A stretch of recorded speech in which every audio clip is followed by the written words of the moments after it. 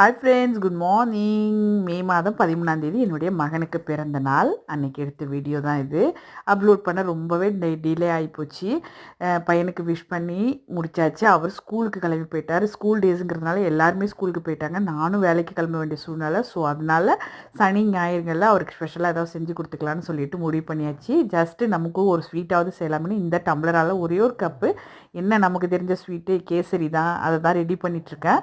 ஒரு கப்பு ரவையை முந்திரி பருப்பெல்லாம் வறுத்து வச்சுக்கிட்டு அதே நெய்யில் அந்த ரவையும் வறுத்து எடுத்து வச்சுக்கிட்டேன்.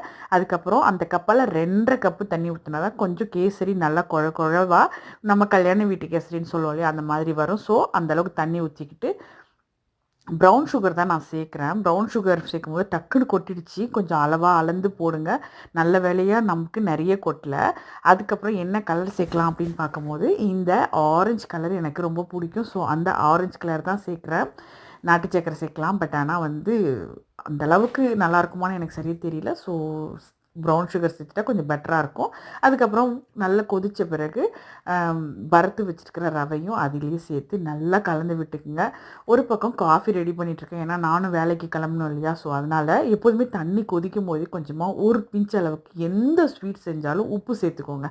அப்போது ஒரு மாதிரி நல்ல டேஸ்ட்டில் கொஞ்சம் தூக்கலாக தித்திப்பு நல்லாயிருக்கும்.